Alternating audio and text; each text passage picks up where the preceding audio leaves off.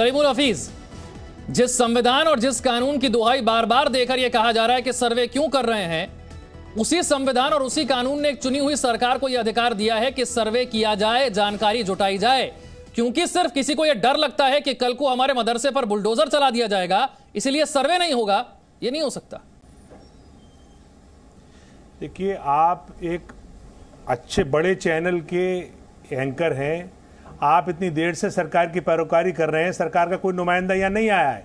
आपने एक बार भी ये नहीं कहा कि 54 महीने से उन मदरसों के टीचर्स की तनख्वाह नहीं दी गई है जो मदरसे सरकार की मान्यता प्राप्त भी है और ग्रांट भी ले रहे हैं। मैं तो सर बिल्कुल कह रहा हूं, उनको सैलरी मिलनी चाहिए। अरे भाई कुछ ये तो बोलिए, सैलरी नहीं कहा आपने, एक बार नहीं कहा। सैलरी को लेकर के कहीं किसी ने कोई ऐतराज नहीं किया, लेकिन इसका मतलब ये थोड़ी ना है कि सर्वे नहीं होगा। ऐतराज नहीं है कि भाई साहब नहीं, सैलरी नहीं मिली, हम सर्वे नहीं करने देंगे। जिनकी सैलरी की आप बात कर रहे हैं वो तो अलग है। ये लगभग 80 एकड़ में सहजन के पत्तों को उगाते हैं। 100 ग्राम इन पत्तों के पाउडर को लगभग 600 से 800 तक के भाव में आराम से बेच देते हैं। आपको भी शुरू करना है तो अभी डाउनलोड कीजिए फ्रीडम ऐप को। आप करेंगे, जिनकी सैलरी की बात हो रही है वो तो अलग है, ये तो गैर मान्यता प्राप्त है, अलग अलग है ना दोनों। वो मदरसों की सवाल ये है, जो सरकार के अधीन मदरसे हैं, जब उनका ये हाल है और एंकर महोदय उसको सवाल या निशान नहीं लगा रहे हैं, अगर आपको 54 महीने की तनख्वाह न मिले तो क्या आप करेंगे? नहीं, मैं तो कह रहा हूं बिल्कुल पूछने से ये सवाल किसने मना किया? ये सवाल पूछने का अधिकार आपको दिया गया है। आप कौन मना कर रहे हैं इसे पूछने से? आप सरकार के प्रवक्ता बने हुए हैं, आप सरकार को कहिए कि अरे सर, आपको डर लग रहा है कि मदरसे में कुछ छुपाने के लिए है क्या? मेरा सवाल बस इतना सा है कि मदरसे में कुछ छुपाने के लिए है क्या? मैं तो कह रहा हूं जिन्हें सैलरी नहीं मिली है 54 महीने से 55 महीने से, मिलनी चाहिए, बिल्कुल मिलनी चाहिए। लेकिन इसका मतलब ये नहीं है कि सरकार को सर्वे करने से रोका जा सकता है। आपको सरकार से ये पूछना चाहिए कि जो आपके अधीन मदरसे हैं उनका तो आपने इतना बुरा हाल कर रखा है, अब आप नए मदरसों का सर्वे करके क्या हासिल करना चाहते हो? आप उन्हें हरास करना चाहते हो? आप उनमें कमियां ढूंढ के उनको परेशान करना चाहते हो? आपकी ये मंशा है कि मुसलमानों को हम जुल्म करते हुए नजर आए? आप ये चाहते हो कि समाज में अफरा तफरी हो, भाईचारा टूटे? प्रोफेसर विशाल मिश्रा, आपको ये सवाल करना चाहिए। सर्वे करने का मतलब है मदरसों पर जुल्म करना। कलीमुल हफीज कह रहे हैं भाई सर्वे करने का मतलब है टारगेट करना, सर्वे का मतलब है जुल्म करना। देखिए, फिर आप गलत बात कर रहे हैं। आपको अभी तो अरे भाई सर्वे के लिए दरवाजे खोल दीजिए, बात खत्म। कि आखिर सर्वे के लिए दरवाजे खोल दीजिए, बात खत्म। सर्वे करने का मतलब टारगेट करना। आप असदुद्दीन ओवैसी आप ही के पार्टी के नेता है ना? हम टारगेटेड सर्वे के खिलाफ हैं। टारगेटेड सर्वे का मतलब क्या होता है, जरा समझाइए तो इसकी परिभाषा समझाइए जरा। टारगेटेड मदरसे का मतलब क्या है? सारे स्कूल छोड़ दिया आपने। हाँ जी, जब टारगेट देखिए, सर्वे जिस कानून और जिस संविधान की आप दुहाई देते हैं वही कानून वही संविधान के दायरे में सर्वे है। मिशनरी के स्कूलों का भी होता। ठीक, सिर्फ मैं कह रहा हूं सरकार के पास अधिकार है सर्वे करने का या नहीं है? सब जगह बच्चे पढ़ते हैं। सर्वे करने का अधिकार सरकार के पास है या नहीं है? गैर संवैधानिक है, गैर कानूनी है सर्वे करना? उनका भी बाद में करें। सरकार संविधान से चलती है और संविधान में नहीं है उसके बाद। अच्छा, गैर संवैधानिक है सर्वे करना? उसके पास अदालत चले जाइए। विशाल मिश्रा तो अदालत जाएंगे। चुनी हुई सरकार को सर्वे करने का कोई अधिकार नहीं है। सर्वे करना मतलब गैर संवैधानिक काम, गैर कानूनी काम। विशाल मिश्रा,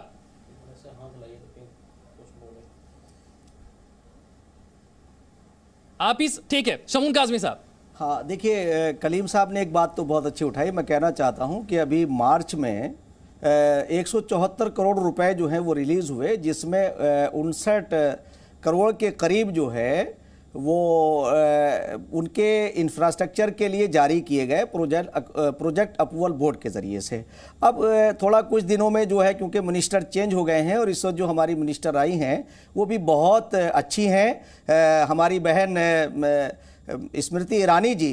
मैं उनसे ये बात अपील करूँगा यहाँ से कि जो हमारे मदरसों के जो आधुनिकीकरण के लोग हैं उनके लगभग जो है 4-5 सालों की सैलरी है, और उसमें ये तय हुआ था कि भाई ये धीरे धीरे चली जाएगी, और उसके 174 करोड़ रुपए कलीम साहब जो है वो रिलीज हो चुके हैं। और मैं समझ रहा हूं कि वो प्रक्रिया चल रही है। और हमारी जो इस वक्त मंत्री आई है, मैं आपके जरिए से ये बात यहाँ चैनल के जरिए से उन तक पहुंचाना चाहता हूं कि गवर्नमेंट को वो रिलीज करने चाहिए। और उनका जो आपने पहले यूडाइज की बात की थी, उसमें बहुत सारे मदरसे ऐसे भी थे जो यूडाइज में कमी होने की बिना पे वो ग्रांट से रह गए थे, उनका भी सत्यापन हो रहा है। मगर मैं इसमें एक बात ये कहना चाहता हूं, ये तो मेरी अपील सरकार से है कि सरकार को यह काम करना चाहिए। और मैं ये भी कह रहा हूं कि वो ट्रांसपेरेंसी और ईमानदारी मैंने उन मदरसों में देखी है, और मदरसों के अंदर ट्रांसपेरेंसी और ईमानदारी होनी ही चाहिए। और टारगेटेड तो आप तब कहेंगे ना कि आप अभी एक प्रक्रिया यहां चल रही है,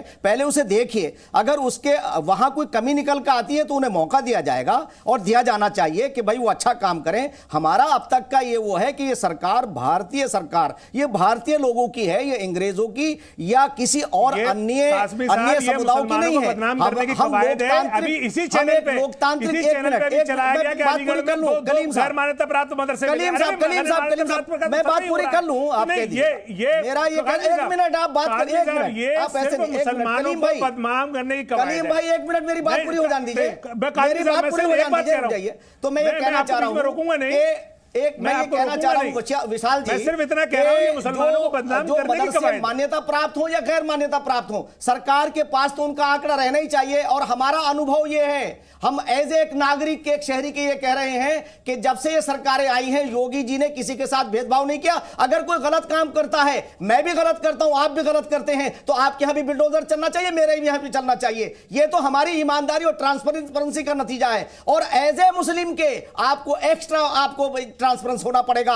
अगर आप ये कहना चाहते हैं कि हम साहब हमारे साथ ऐसा क्यों हो रहा है, मैं ये कहना चाहता हूं योगी जी ने अभी तक का उनका रिकॉर्ड यह है, मुसलमानों का आप व्यूज जाकर जानिए कि वो किसी के साथ भेदभाव नहीं कर रहे और उन्हें भेदभाव करना भी नहीं चाहिए। एक संत आदमी अगर भेदभाव करेगा, जो दुनिया और दीन दोनों को जानता है, वो नहीं कर सकता। आज जितने क्रिमिनल हैं, क्रिमिनलों का कोई मजहब नहीं होता, आतंकियों का कोई मजहब नहीं होता।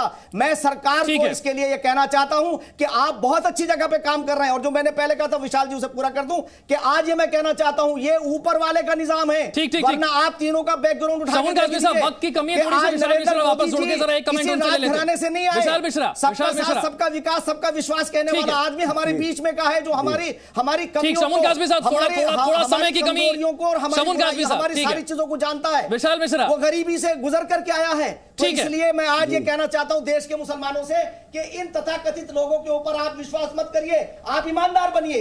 विशाल मिश्रा, की जमीन पर कब्जा मत करिए। भरोसा तो जगाना पड़ेगा, भरोसा जगाना पड़ेगा। अगर किसी को भरोसा नहीं है, भरोसा जगाना पड़ेगा। विशाल मिश्रा, देखिए विशाल जी, जो ये बार बार कहा जाता है सरकार की मंशा, सरकार की मंशा, सरकार की मंशा का जो नैरेटिव सेट किया जा रहा है, आप मुझे बताइए कि सरकार द्वारा कितनी स्कीम चल रही है एजुकेशनल प्रोग्राम के तहत, इकोनॉमिक डेवलपमेंट के तहत, इंफ्रास्ट्रक्चर डेवलपमेंट के तहत, स्पेशल नीड्स के तहत। मैं आपको बताता हूँ मौलाना आजाद नेशनल फेलोशिप, पढ़ो प्रदेश स्कीम, नया सवेरा स्कीम, नई उड़ान स्कीम, ये है एजुकेशनल इस तरह की आप गाते रहिए। इकोनॉमिक स्कीम की बात करिए तो पीएम विकास, विरासत का संवर्धन, सीखो और कमाओ, उस्ताद, नई मंजिल, कंसेशनल क्रेडिट, ये हो गया इकोनॉमिक डेवलपमेंट के लिए।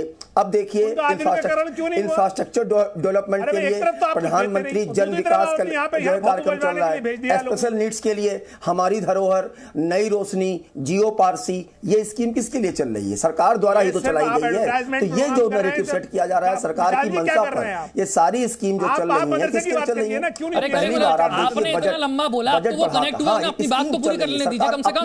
बिल्कुल नहीं, इतना पेशेंस मैंने सारी स्कीम बताई है। जो ये बार बार कहा जाता है, जो बार बार सरकार की मंशा पर सवाल किए जाते हैं,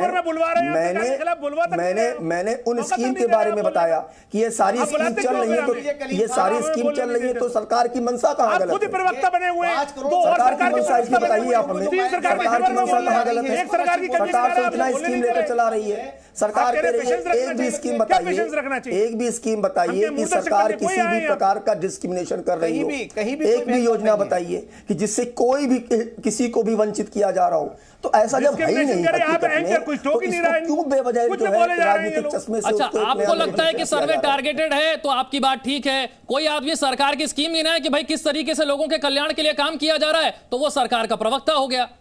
ये अच्छा है ना, अगर मेरी भाषा मुझे पसंद है ना बोला जाए तो मैं सवाल उठाऊंगा इन पर, तो मैं सवाल उठाऊंगा सरकार पर, कोई दिक्कत नहीं। ये लगभग 80 एकड़ में सहजन के पत्तों को उगाते हैं। 100 ग्राम इन पत्तों के पाउडर को लगभग 600 से 800 तक के भाव में आराम से बेच देते हैं। आपको भी शुरू करना है तो अभी डाउनलोड कीजिए फ्रीडम ऐप को।